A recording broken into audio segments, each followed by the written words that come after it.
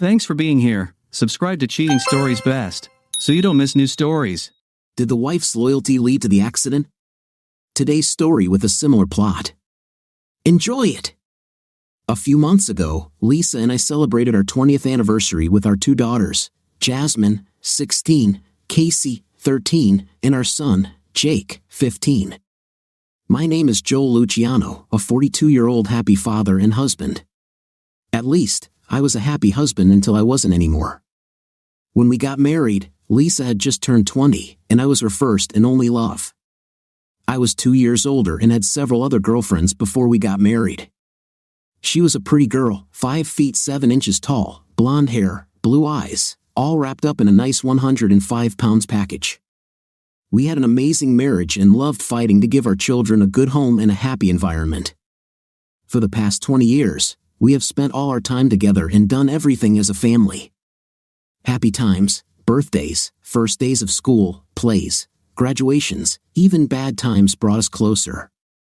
There were Jake's broken bones in soccer, sprained ankles, stitches from accidents with girls at soccer, and even Lisa's fear of cancer. I remember spending all those months taking her to the hospital, staying with her through chemotherapy and blood transfusions, taking care of the children, and trying to keep everything together. Her recovery 7 years ago brought the family even closer together, and we celebrated the blessing that Lisa beat cancer, and we remained a strong family. As you can imagine, raising 3 kids, paying all the bills, and trying to save for college wasn't easy. The first thing to do is start going to the gym and worry about your diet or appearance in your 20s. You can easily put on a pound or a kilo every year, but neither of us cared as we were both more focused on saving for our children's future. I worked as a production manager for an engineering company, and Lisa was a purchasing director for a mid-sized manufacturing company. We both worked a lot, but we were always there for the kids, even though our lives had become unnecessary and routine. Our love and intimacy were never lacking, and we always made time for making sure we were both happy in bed. We weren't bed deviants, but we were more corny than some of the stories we read together, but we both seemed happy and satisfied with our lovemaking and relationship. 4 years ago, we got new neighbors, Maria and Roger. They were in their late 30s, had no children, and liked to party on the weekends. Maria was a gymnastics instructor and had an amazing body. Roger was 30 years old and also in good shape, as one would expect from a young man married to such a beautiful woman as Maria. When Lisa turned 38, she was about 30 pounds overweight. Which didn't bother me at all since I also had about 40 extra pounds from years of hard work when we didn't have time to exercise or take care of ourselves. Maria convinced Lisa that she was a beautiful woman and could easily lose weight if she started going to the gym with her. 2 years later, just before Lisa would have turned 40, Lisa had lost 120 pounds, maintaining her 20-year-old body. She looked amazing, and I always complimented her on how beautiful she was. Lisa became a different person, more confident and hot. Our nightlife improved thanks to her new energy level. Lisa rediscovered her youth, and I tried to keep up and make her happy. Of course, with a new body came new clothes and a sense of fashion.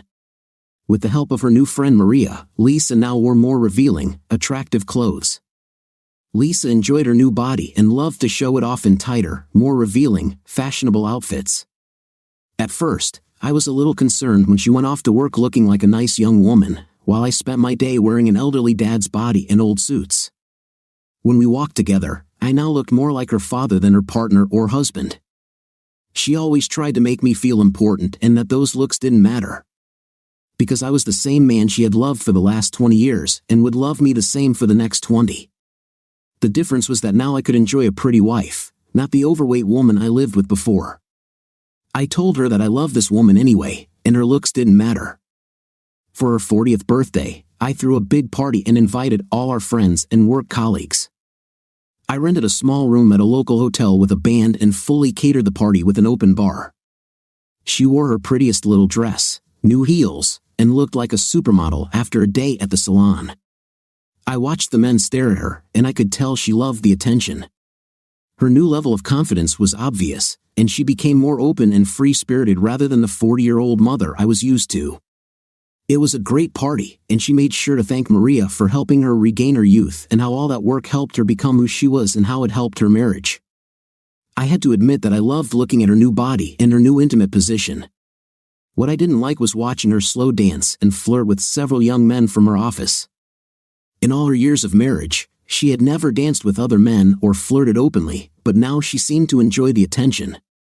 It bothered me, but I let her enjoy the party and planned to discuss my feelings later.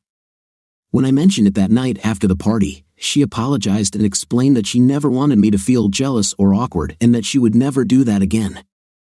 She explained that she just got caught up in all the excitement and drinking that night. She made up for it in bed. She was a tigress and thanked me for the party in her own special way. Life went on, and everything returned to normal, except that Lisa was home late several times a week due to gym work.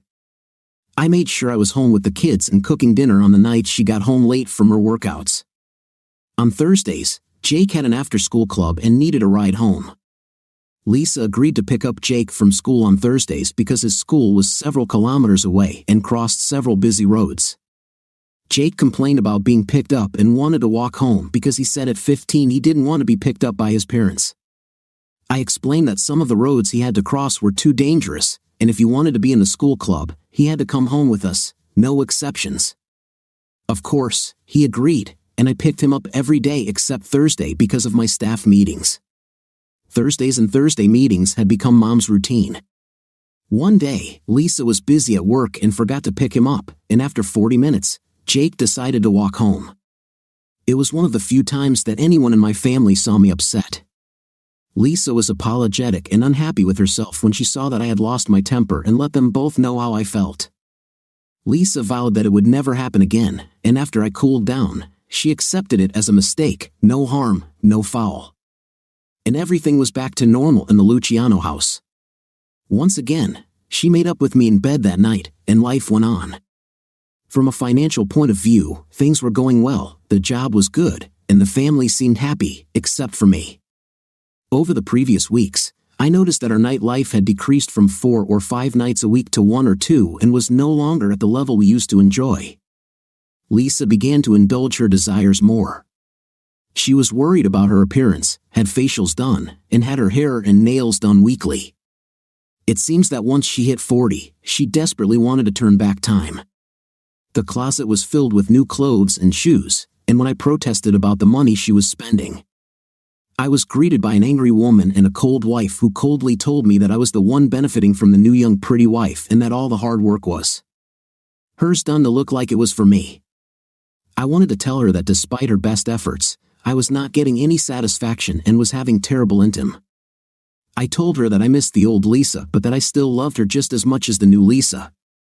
More late evenings, time at the gym, and a few evenings with Maria, our neighbor and gymnastics instructor.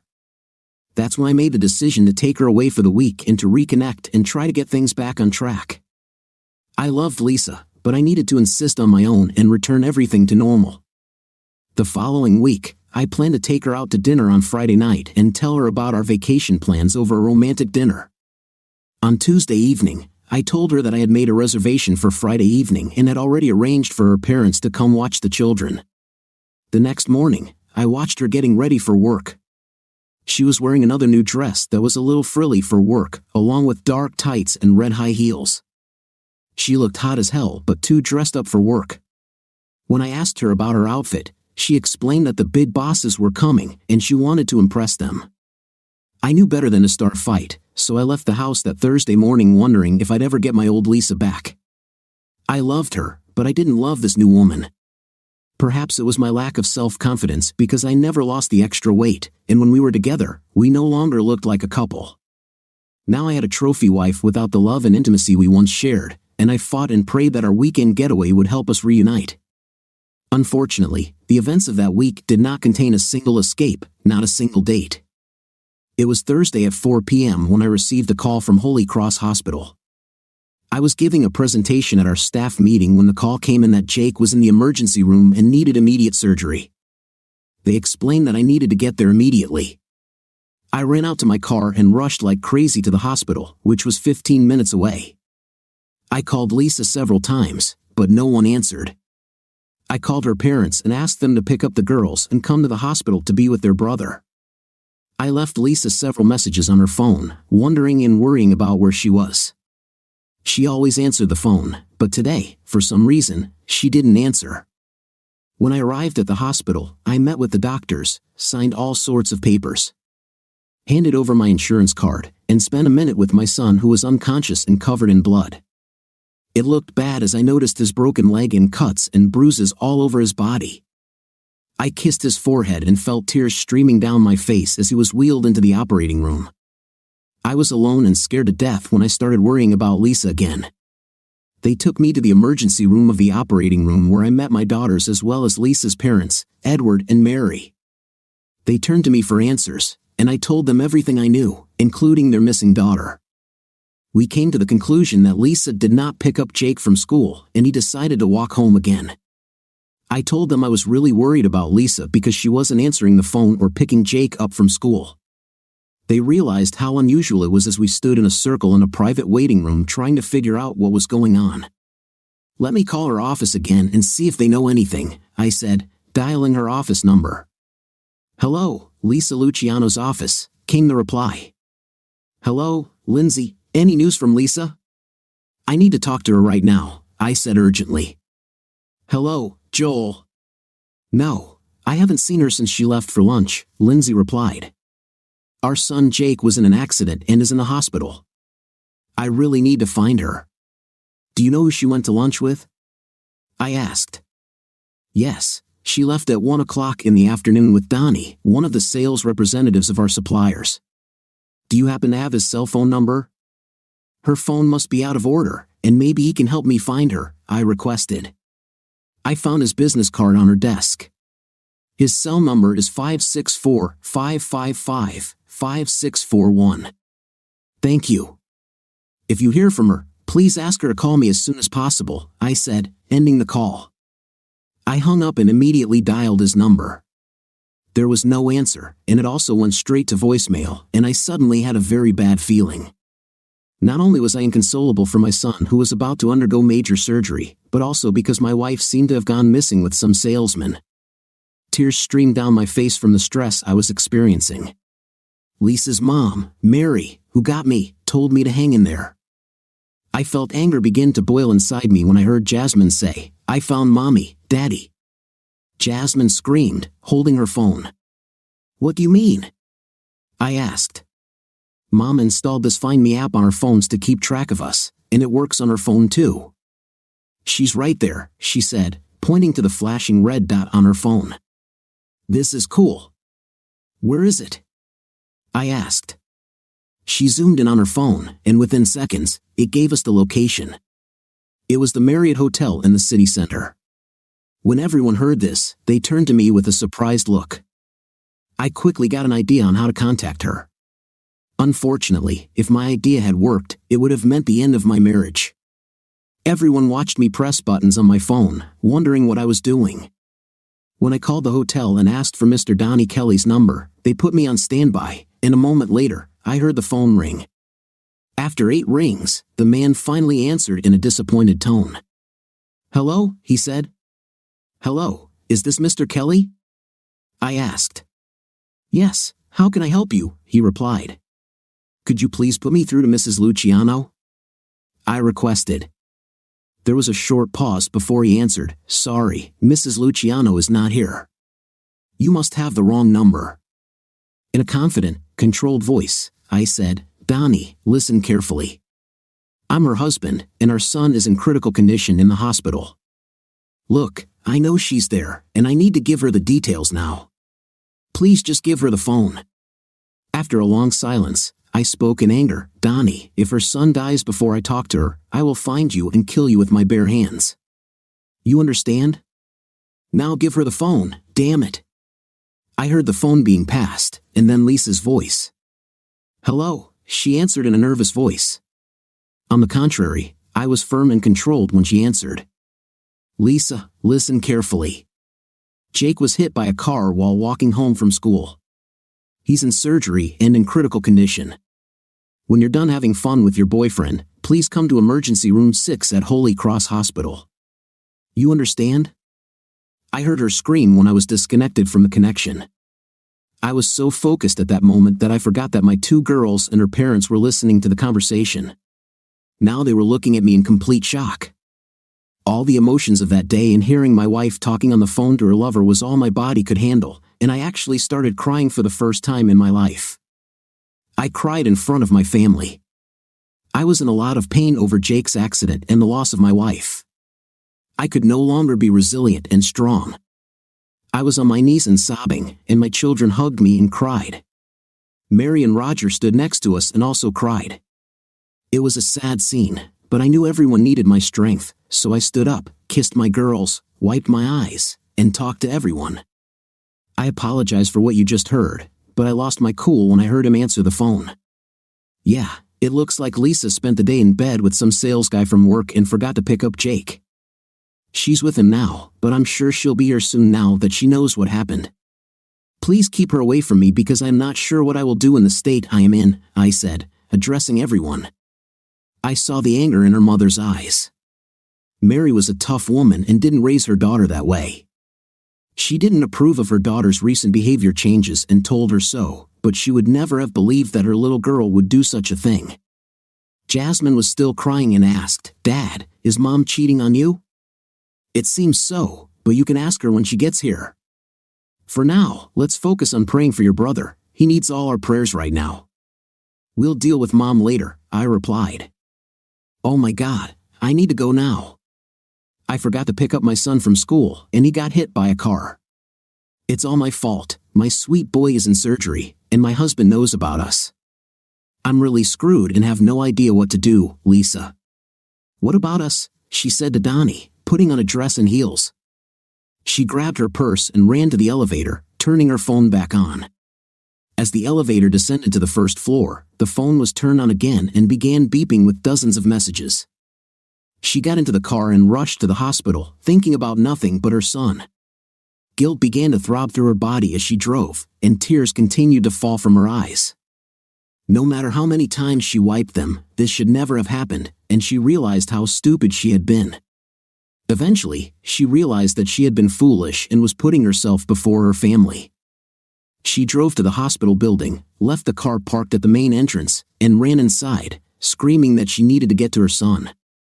The security guard, who had seen all this before and understood the situation, took the car keys from her and led her to the waiting room. 20 minutes after leaving the hotel, she walked into the surgical emergency room, only to come face to face with her mother. Mary walked up to her daughter and immediately slapped her across the face with such force that it would have knocked a grown man off his feet. Lisa's head was practically torn off, and her face turned red from her mother's blow. "You're trash. We raised you better than this. It's all your fault. I hope you're happy," she said through tears. "Mom, everything is wrong." Her father grabbed Mary and looked at Lisa with a sad face. "Lisa, stop it. We all know what you did today. It's a shame you didn't care about your son more than you did about your lover. Now your son is fighting for his life because you were in the arms of another man." It was then that our daughter Jasmine screamed, sobbing, "I hate you. You cheated on your dad, and now Jake might die. I hate you. I hope you die." "Yeah, it was a car accident." Lisa looked in my direction, but seeing the expression on my face, she turned away and sat down alone on one of the chairs away from the others. We sat there for the next 30 minutes, not knowing what was happening to Jake, until the doctor came to talk to the family. He talked about all the broken bones they had set and a punctured lung that had already been taken care of, but the problem was some internal bleeding. He explained that Jake had lost a lot of blood and was in serious danger. He said he would need blood and wanted to take some samples to see if we could donate. Of course, we all agreed. While we were waiting for our blood to be drawn, I looked at Lisa and had to ask, "Will we learn anything from the blood test, Lisa?" "Jake is my son." She cried harder than ever, hiding her head between her knees. She rocked back and forth and cried like she had never cried before. It turned out that my blood was the same as Jake's, and we ended up donating several units of blood. A few minutes after we donated blood, I asked everyone to leave Lisa and me alone for a few minutes. After they left us alone, I looked closely at Lisa, who was trying to avoid eye contact. I noticed how disheveled her clothes were and realized that she must have run out of the hotel room to get here. Lisa, you look terrible. You're not wearing nylon stockings, your makeup is a mess, and you haven't even combed your hair. You smell like a night. You couldn't be more disrespectful if you tried, I commented. This made her snap her head up and speak for the first time since she arrived. He's not my boyfriend, please don't say that. There's no one else I love, only you, Lisa, I said softly. If he's not your boyfriend, then you're just sleeping with random guys. Please show me some respect, I am not an idiot. For the last 2 months, you have been denying me intim, hell, even last night, you pretended to have a headache and turned me down again. Why, Lisa? Did you want to be fresh and ready to meet your boyfriend today? Look, now is not the time or place to discuss this. Just go home, clean yourself up, and come back looking presentable. Our children and your parents don't need to see you in this state. I don't want to discuss your betrayal or our divorce until Jake gets better. No, Joelle, you can't divorce me. I love you, please don't say that, Lisa. We will discuss our future, but not now. I can't waste my energy on you right now. I need to worry about my son. I need to focus on Jake, not what you did to our family. Just go home and clean yourself up. If you can't drive, I'll ask your father to drive you or call a taxi, but you need to leave now. Jake won't be out of surgery for a while, and you need to be here when he wakes up. The last thing he needs is to see you like this. She stood up, tears still flowing. I am so sorry, I'll leave. 2 hours later, Lisa returned, no makeup, her hair in a ponytail, jeans, and a sweater. She had stopped crying, but she looked terrible because of the tears and humiliation. Now she sat with her mom and dad, and her girls stayed next to me. I told my girls that we needed to stop resenting their mother and that we needed to focus on Jake. I explained that we would have time to talk about this later, but right now, we needed to be a family. So for the next 2 days, we took turns keeping watch over Jake, who remained in a medically induced coma. Finally, on the 3rd day, positive news came from the doctors, and Jake was fine. He would have to stay in the hospital for a while, but in about a week, he would be able to return home. We all cried and hugged each other when we heard the good news. Lisa tried to warm up to me, but I didn't want to participate and gently pushed her away, hugging my girls. Lisa's world collapsed, and she had no idea how to return to her family and save her marriage. Since the family took turns staying at the hospital, there were no overnight accommodations for Lisa and me. But on the 3rd day, I decided to tell Lisa how I wanted to live further. Lisa, now that Jake is better, I'll sleep at home again. Obviously, I don't want you in my bed. And since you're the one taking on new lovers, I think it's only fair that you move your things to the guest room. Please, Joel, not this. Please don't kick me out. You know I love you. Right now, until Jake is fully recovered, it won't be like that. You are the mother of our children, and we will need your help in Jake's recovery. But until I decide what the future holds for me, you and I are no longer a couple. Yes, legally, we are still married, but I no longer think of you as my wife, I said firmly. Tears started flowing again, but she understood and went to the guest room. I talked to the girls, and they understood. We all agreed not to tell Jake what was going on until he was better. I turned the living room into Jake's recovery room. I rented a hospital bed and a wheelchair, hired a day nurse, and prepared for his return home. Since Jake was in the living room and couldn't move, he wouldn't know about us sleeping separately. While the girls kept our secret, his recovery was our priority. The truck driver turned out to be an ex-con who had been mistakenly hired by Scientific Laboratories, a large publicly traded pharmaceutical company. Somehow, he passed their screening and background check, which would end up being a costly mistake. During the investigation, police discovered that the driver was smoking, intoxicated, and sending text messages from his phone at the time of the incident. The trial received national attention due to the already high crime rate and current dissatisfaction with pharmaceutical companies. Our lawyers knew we had a win-win case and sued for an extremely large dollar amount. After the jury heard the whole story, the company realized they were in trouble and offered us a hefty 8-figure settlement rather than risk even higher punitive damages from the jury. This did little to assuage our anger and grief, but it did allow Jake to receive the best possible medical treatment and physical therapy. It was also enough to secure his future, pay for the kids' college, and allow me to take time off from work and be there for Jake for the year and a half it took for him to fully recover. When my mother slapped me, my world became clear again. I looked around the room and saw all the people I had let down and hurt. Feelings of remorse, guilt, pain, and failure flooded my body, and all I wanted to do was run and hide. I begged for some forgiveness, but I was only treated like a scoundrel. The pain intensified when I heard Jasmine tell me that she hated me and wanted me to die. All I could do was cry and feel sorry for myself. The thought that all of this was my fault filled me with a feeling of fear and sadness.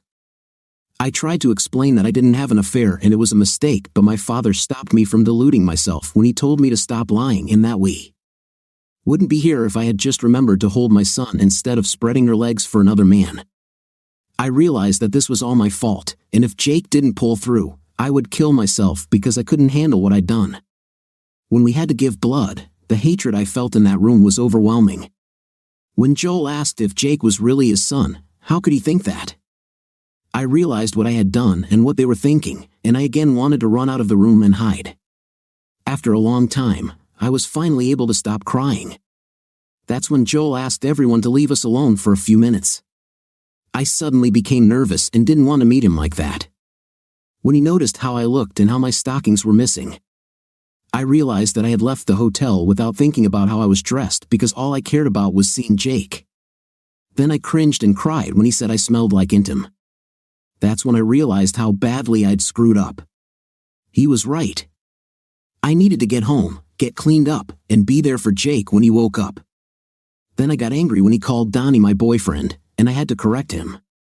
But when Joel explained that Donnie was either my boyfriend or I was just my arguments became irrelevant. Divorce? Why would he say this? Oh God, no, not this. This should never have happened. I can't lose Joel. I love him. Donnie was just a distraction. I know it was wrong, but there is no love. He should have realized that it was a mistake, and I would never do that again. He loves me, I know that. I have to find a way to fix everything, but how? My wife and girls were all involved in the recovery process after Jake was discharged from the hospital. We brought him home and introduced him to his new room, which included a hospital bed, a remote for the new TV, and video games. We wanted him to feel as comfortable as possible during his rehabilitation. We had several day nurses help us during this time, which turned out to be a real blessing. Mary and Roger came every day to help, and together with our daughters, we all got used to our new life. Roger and I spent a lot of time discussing things and my plans. Her parents wanted what was best for the family and suggested counseling to try to stay together. I told them several times that I was not ready and that I wanted to continue to focus on helping Jake get through his difficult time. Lisa and I only talked when we were with Jake. Hearing the girls talk about how their mother had made some mistakes, he realized that there was a big problem. Jake has always been the most sensitive person in the family, and one day when we were alone, he asked me what was going on and asked me to forgive her. He reminded me that my mom loved me, and he could tell she was hurt. I had to blink away a small tear and tell him that our problems were none of his business and to focus on getting better. It was at that moment that I realized that I needed to face the truth and make some decisions.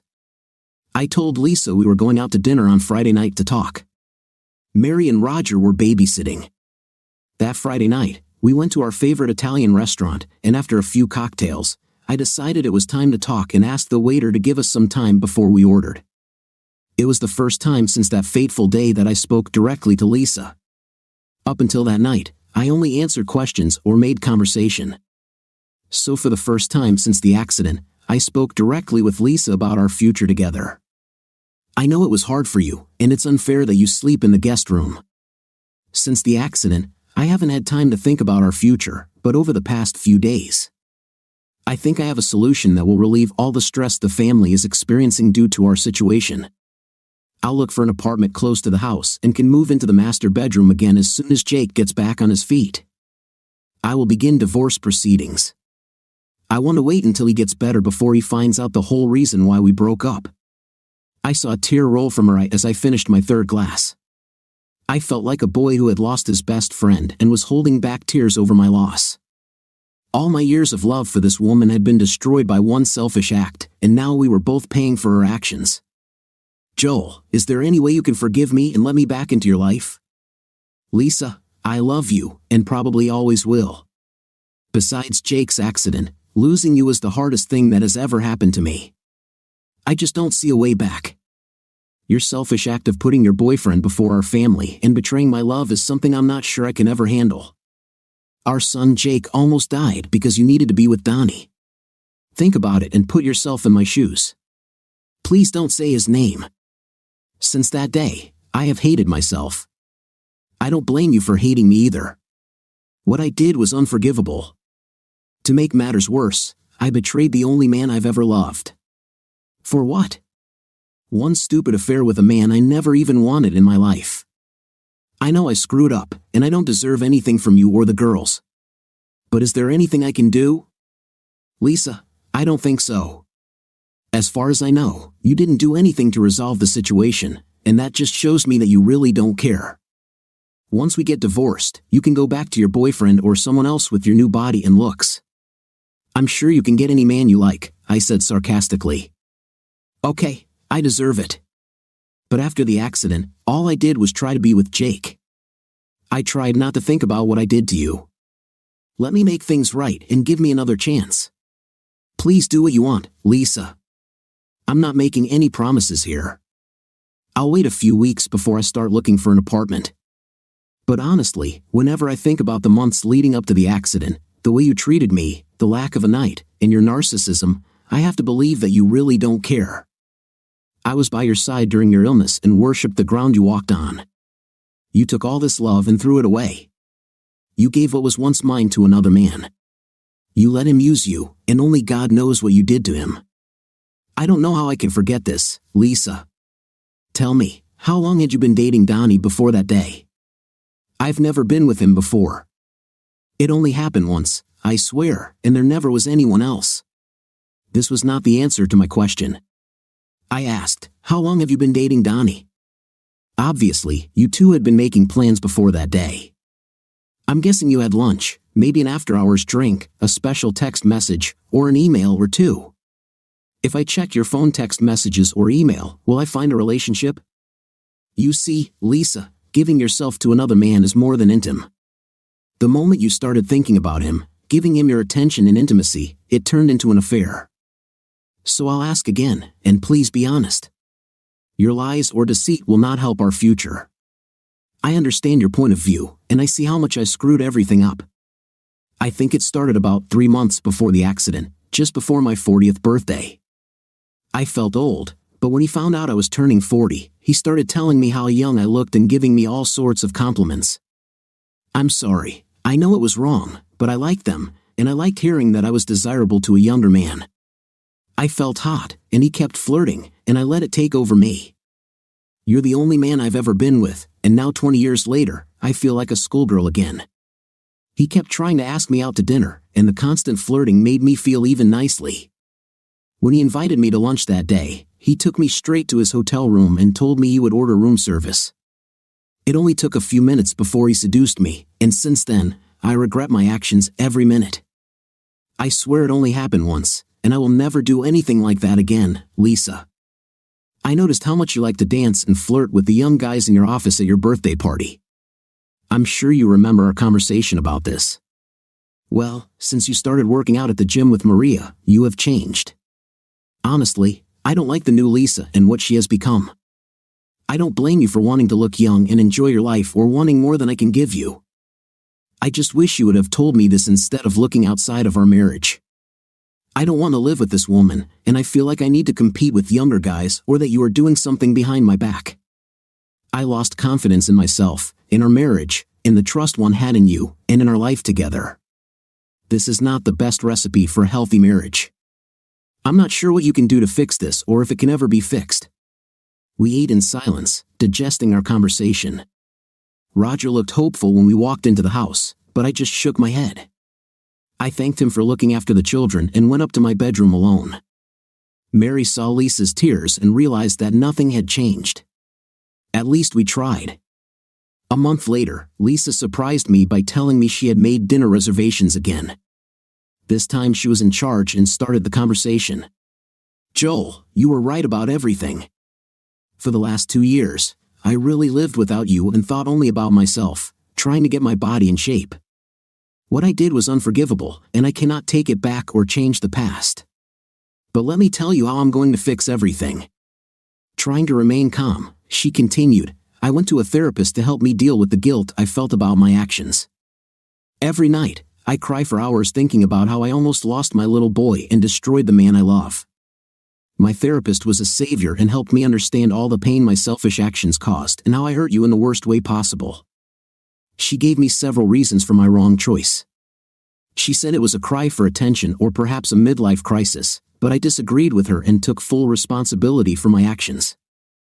I spoiled it all, made the wrong choice, and convinced myself that I deserved to enjoy my newfound youth after working so hard to look good. At first, I only did it to get in shape, but after I lost weight, I started getting a lot of attention from men, and it made me feel young, hot, and desirable. Which didn't help when I turned 40 years old. I could tell she was trying her best to keep it together, and I just sat quietly as she continued. What's really crazy is that I loved our life, our children, and our marriage. I never thought about hurting you or cheating on you, but that's exactly what happened. It all started with innocent flirting. Then you saw some of this at my birthday, but of course, I didn't listen. Then there were lunches and more flirting until I allowed myself to go and ruin my life for meaningless afternoon intimate. I hate myself for what I did, and now I realize that this is not who I am. I want you to know how sorry I am for the pain I caused you and the harm I caused our son. You can't even imagine the feeling of guilt and pain I live with every day. It was never about my love for you or our marriage. My actions were completely selfish. I only thought about myself and what I thought I deserved. What I tell you is not an excuse, and I don't expect you to forgive me because I broke my vows, my promise to you, and betrayed your trust and love. I will understand if you want to get a divorce after what I did, and I will be sad, but you need to be happy and be with someone you can trust. In the meantime, I plan to try to win you back, Joel. The last time we had dinner together, you said I didn't do anything to save our marriage, and I told you that I was so worried about our son that I didn't know how to save us. After you pointed this out, I spent the last month trying to show you what I did to get you back." She controlled her emotions and said in a serious tone, "First of all, today I submitted my resignation and will be a stay-at-home mom. I'll be caring for Jake full-time, and we can get rid of the daycare workers. I told Mr. Connor, my boss, about the affair with the supplier. You all know about his position in the community and the church, so while I was there, he called the supplier and said that they would terminate their relationship if they did not fire Donnie immediately. Obviously, Scientific Laboratories is their largest customer, and a significant portion of their revenue is dependent on our business. I found out about this before we went somewhere in the evening, that this was not the first complaint they had received and that Donnie was, in fact, fired.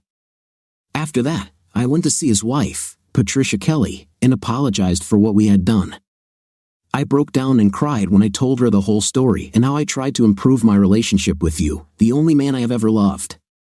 She was much nicer than I would have been, but I think she understood how terrible I felt. Patricia tried to console me. She said it wasn't all my fault, as Donnie was a real ladies' man and had a talent for seducing women, but she was strict and told me to never disrespect the man I love again. She wished me luck in getting back together. She said that this was not the first time this happened, but that it was the last time. I think she was going to see a lawyer after I left. I called Maria and told her I was canceling my gym membership. I also plan to continue therapy. I understand that I am a grown woman and I have a family that needs me. I intend to be the best mom and wife possible if I get the chance again. I also gave away all my new clothes and kept only a few items that were more suitable for women my age. This conversation gave me some hope as she continued. Over the past few weeks, I have read dozens of articles about love affairs. I have even read several stories in which the wife undergoes a polygraph test to answer all the questions that an offended husband might have. From what I've read, there are about 20 common questions that need to be answered. So last week, I made an appointment and went to an office downtown that specializes in performing lie detector tests. I asked them to ask me all the questions that I had prepared. They said the questions were unorthodox and not what they usually asked, but agreed to my request. They said they would add them to their regular questions at random. I gave them a list of questions that I knew you would be interested in and answered them honestly. In a desperate voice, she said, "This envelope contains the answers to your questions. I want you to know that I did not open the envelope or look at the results. I know the truth, and I am confident that these results will allow you to understand that I am telling the absolute truth. I will even voluntarily agree to take a test every few months to prove how much I love you and that you can trust me again." I also met with a lawyer and asked her to prepare a postnuptial agreement to prove how serious I am and to try to regain your trust. The postnuptial agreement states that if I ever screw up again, I will give up custody of the children and leave our home without support or child support. I've read that this is common for traitors like me. Yes, I know who I am now and what I have done. I accept this title, no matter how dirty it makes me feel. I also know that I need to atone for what I did, and I promise to always put you first, she said as tears flowed from her eyes onto the table. In the envelope, you will find a postnuptial agreement along with the results of a polygraph test. I sat there stunned by her actions and her revelations about what she had done. My wife understood the impact this had on our family and our marriage. "Well, Lisa, I have to admit that I'm surprised by your actions. This does give me food for thought, but I have one serious question. Why are you trying so hard to save this marriage? I mean, you obviously lost respect for me as your husband and were looking for something better. Now, with your looks and great body, you can have any man you want. You need to be honest and ask yourself why you want to stay with me, a middle-aged, overweight man. You've already made it clear that you want more than I could give you. Knowing how you felt about me, I can't understand why you want me now. I think you just feel guilty about getting caught and want forgiveness to ease that guilt. No, that's not the point. I want us to come back because I love you. You were there when I was sick, you took care of me, nursed me back to health, and never complained. All these years, you were always there for me, and I always felt your unconditional love. I took it all for granted, and now I understand how precious that love was. I don't need anyone else, and I can't even imagine being with anyone else. It was always you, and I threw it away. And honestly, you've always been everything I needed tonight. You always made me happy. I just took everything for granted, and stopped thinking about anyone else but myself. And it will never happen again." Now she was sobbing uncontrollably in the restaurant, making hiccuping sounds from crying so hard. Now other visitors were looking at us. I walked over to her, hugged her, and held her while she cried on my shoulder. My heart was breaking again from all of her pain, and I wasn't sure how much longer I could take all these emotions. After she calmed down, she handed me a manila envelope and told me to read the report later that evening. When I was alone in bed, it definitely piqued my interest and made me wonder what I could learn. Just before we pulled into the driveway, she looked at me with the saddest eyes I've ever seen and said, "Please don't leave us, Joel. Don't leave our house. I'm happy to stay in the guest room if you don't want me in your bed. I understand why you wouldn't want me there because when I think about how I would react if you did what I did, well, let's just say I understand. And I will be there as much as you want. I just want to be with you and for our family to be together again. Please don't leave us. I know you will never forgive me, but please give me a chance to win your heart back one more time." I smiled at her father as we walked into the house, giving him a small ray of hope that we would be together again. After they left, we put the kids to bed. We went to our bedrooms, kissing each other for the first time since the accident. Once in my room, I showered, brushed my teeth, climbed into bed, and looked at the manila envelope, wondering what answers I would find inside. Would it make any difference? Did I want her to come back after everything that happened? When I opened the file, I was shocked to discover the amount of detail in the polygraph test report. I knew that the answers would most likely determine our future as husband and wife. I went through all the questions and answers, all the data, and then the summary. Clearly, she had done a lot of research because all the questions I had now had answers, and they were in my hands. I wasn't sure I was ready, but I would soon find out the truth. The questions seemed to be jumbled and out of order to prevent her from knowing what would happen next. It was funny, as far as I could tell from the questions Lisa came up with, because a real lie detector wouldn't ask questions that way. "Is your name Lisa Connor?" "Yes." "Have you cheated on your husband and family?" "Yes." "Do you love Donnie?" "No." Do you want to be with Donnie again? No. Do you have any feelings for Donnie? No. Did you have intimate intercourse with him? Yes. Have you used illegal substances or alcohol? No. Did you plan this novel? No. Was this your first time with Donnie? Yes. Did he wear a protection? Yes. Was he a better lover than your husband? No. Was he bigger than your husband? No. Was this your first time having a night with Donnie? Yes. Did you have oral intim with him? No. Have you kissed Donnie? Yes. Did you kiss him before that day? No. Have you ever let him touch you before that day? No. If you hadn't been caught, would you have done it again? No. Since you got married, have you had a night with anyone else? No. Do you love your husband? Yes. Did your husband do anything bad that made you cheat on him? No. Do you want to get a divorce? No. Will you ever cheat again? No. Do you find your husband attractive? Yes. Do you want to be with someone else? No. Are you willing to do anything to forgive Joel? Yes. After reading the answers, I slept soundly that night, still unsure about my future, but somehow the answers to these questions brought me some relief. The next morning, I spoke with my children and shared with them some information about the extent of her betrayal as well as her actions to make things right. Since we were still a family, I wanted them to contribute to our future. Children, as you already know, I was planning to move out and find an apartment, but last night your mother asked me to stay. I want this family to heal and get through this, but I need to know how you feel. Can we forgive your mom, accept her back, and work on getting our family back together? We all make mistakes, and Mom made a big one, but I believe she deserves another chance. I need to hear how you feel before I make any decisions for the family. I looked at my son and said, Jake, you suffered physically because of your mom's mistake. How do you feel about what I said? Dad, I don't blame Mom. I shouldn't have walked home. It was my fault that I disobeyed your orders to never walk home. If I had not walked home that day, we would all have been happy. It's my fault, he cried. My heart broke as I watched my son take the blame for all the mistakes he made that day. I was proud of him for taking the blame and standing up for his mom, and I patted him on the top of the head. Son, let's not discuss guilt.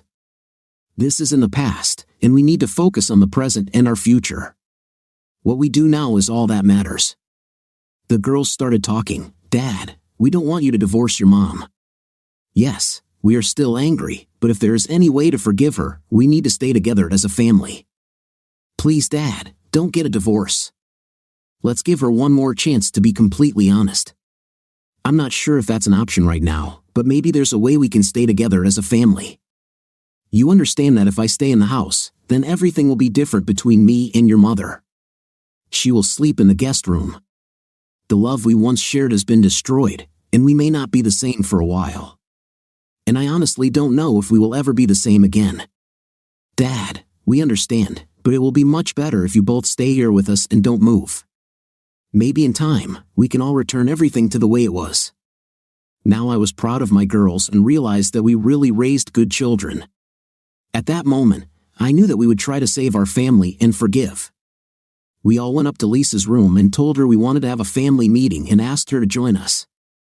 Lisa looked terrible. She had bags under her bloodshot eyes. She was obviously suffering from stress and crying because of her family's coldness. Her life became a living hell. Oddly enough, the only person who spoke to her and undoubtedly forgave her was Jake, her son, who suffered the most. He was the first to forgive his mother. It was our first family meeting since the incident, and Lisa was nervous as she sat alone on the couch. I walked over and sat next to her, took her hand, knowing this would be a difficult conversation. I will speak for all of us, Lisa. What you did damaged this family and left me with the most difficult decision of my life. You may not like what I decided, but I have no other way to maintain my self-respect as a man. I watched as she sat quietly, her hands clasped tightly in her lap. The children have expressed their wishes and want our family to stay together. Until last night, I didn't think there was a way to stop me from leaving you and moving to a new apartment. But after I read the lie detector test report and what you did to try to save our marriage, I was touched. You have surprised me with your efforts over the past month, Lisa. To be honest, your repentance and actions made me reconsider my decisions. Your deception was devastating, but the real damage was done by the way you treated me and my family over the last 6 months. Then, when I found out that you had mentally left us and were dating another man, I realized that I was going to divorce you and end our marriage. On top of the pain it caused, I was furious because your deception was partially responsible for Jake's injuries, and it was unforgivable. I saw a tear fall from her eyes and continued, after thinking about the situation. I believe in my heart that if this situation had been reversed and I had taken a mistress who caused Jake's accident, there would have been no discussion. And you would have kicked me out already. But for some reason I can't explain, I still love you, and losing you would hurt me even more than you already caused me.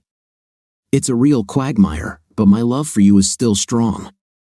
Today, we had a family meeting about our future because this was a big decision. I needed the kids' input, and as a family, the final decision was for us to try to stay together and work on healing. She was clearly relieved, and a smile appeared on her face. Don't look so happy yet. You see, despite the children's wishes, I cannot remain married to you knowing that you deceived me. You broke your promise to be faithful and abandoned everyone else. You broke our marriage contract, and if I stay married to you, I'll accept that everything was okay. This may sound vindictive, but I'm still considering getting a divorce. Her smile instantly changed to an expression of horror, and tears flowed down her cheeks. Let me finish before you have a nervous breakdown. Like I said, I still love you, and I don't want our life together to end. Now she was looking at me with a confused expression. We'll get a divorce and start all over again if that's what you still want. The current living conditions will not change, and you and I will meet and work on our future together by starting over. I can understand why you want to stay married. Don't get me wrong, it won't be easy. We will both have the freedom to live as if we were single, and we can date other people. This means that you have the freedom to explore your desires and see if being married to me is really what you want.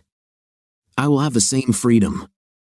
Everyone looked at me as I explained our future. Don't misunderstand what I'm suggesting here. I have no desire or plans to date others, but we both know you had desires outside of our marriage, and I can't risk you doing it again. If you do this, I might also want to be able to find someone else. I had to stop for a drink because my mouth was dry and my emotions were running high. The next 6 months to a year will allow us both to find out what you really want in your life. It will also give me time to see if I can live with the knowledge that you needed another man in your life. I haven't mentioned this before, but my confidence and self-esteem have become an additional casualty of your betrayal. And it is something that I will need to resolve and restore before I can commit myself to you again. I liked your idea of a post-nuptial agreement and almost accepted your proposal. But I realized that staying married under these circumstances would mean condoning what you did, and I still wonder if you want more than I can give you. According to my plan, you will have the freedom to make your own decisions for the future. Depending on how things work out between us, I may try to trust you again. If all goes well, the prenuptial agreement and new vows will be signed at our wedding ceremony. Yes, we will have a wedding ceremony to publicly commit ourselves to each other once again.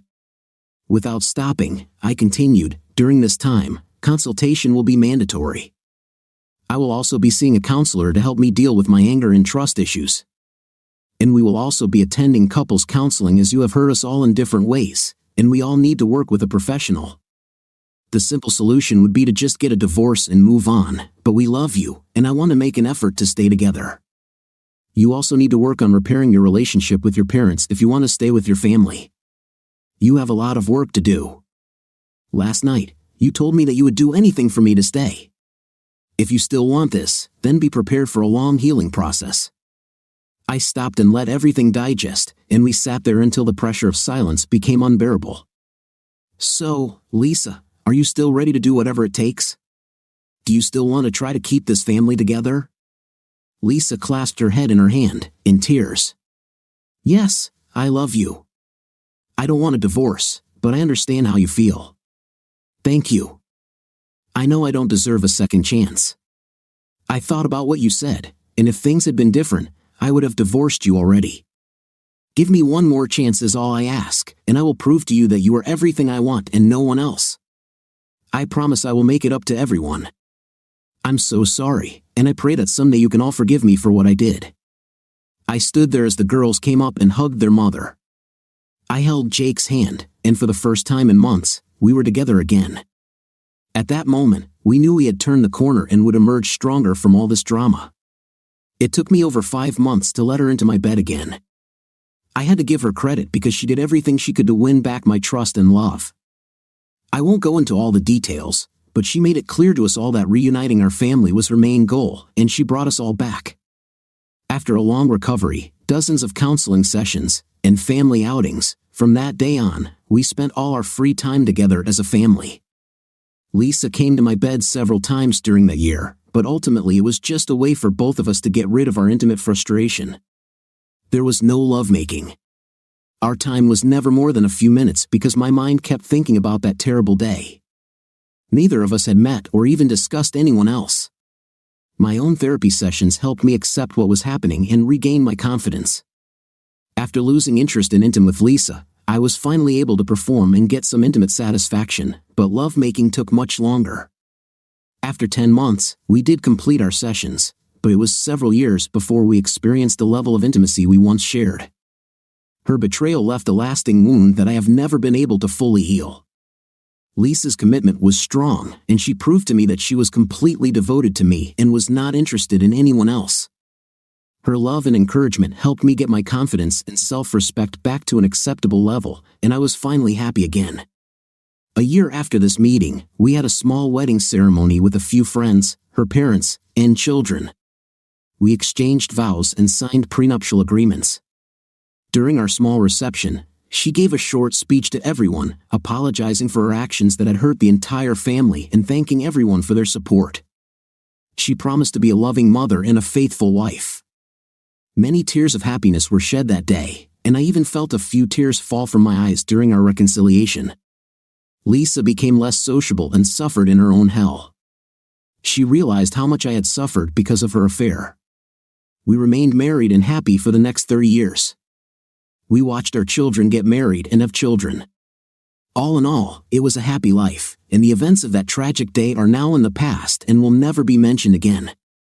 Donnie paid for the damage he caused to my family and marriage. His wife kicked him out and served him with divorce papers soon after Lisa confessed her sins to her. As a result, he began to live in a one-room apartment after paying child support. Donnie lived a miserable life torn between alimony and support payments. Because he was only allowed to see his children on weekends, he was left penniless and depressed. He suffered even more when he found out that his ex-wife was dating someone and how much the children loved their mother's rich boyfriend. Weekends on his yacht trips to Disneyland and Universal made him jealous and sad as he realized that their future stepfather was a better man. Donnie continued to experience bad luck from job to job as he continued to screw things up. The dates with the girls also didn't last long when they found out about his history of cheating. He continued to date married women because they were easy prey for his looks and charm. This was his downfall. One night, he was run over by another angry husband as he was leaving a club.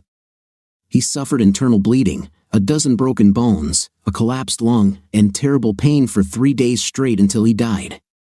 He left a trail of pain behind him and died alone because the family could not lay claim to the body. The state eventually cremated his remains and buried the ashes with other unclaimed bodies in a mass grave. I learned about Donnie's difficulties from his ex-wife, who thought it might help bring closure to my wife's affair. It was childish, but I took great pleasure in telling Lisa all the details of his terrible death. To her credit, there was no emotion in it, and she never said a word about it. His ex-wife was right. The news of his death at the hands of another heartbroken husband really helped me calm down, and Lisa and I's relationship became much better.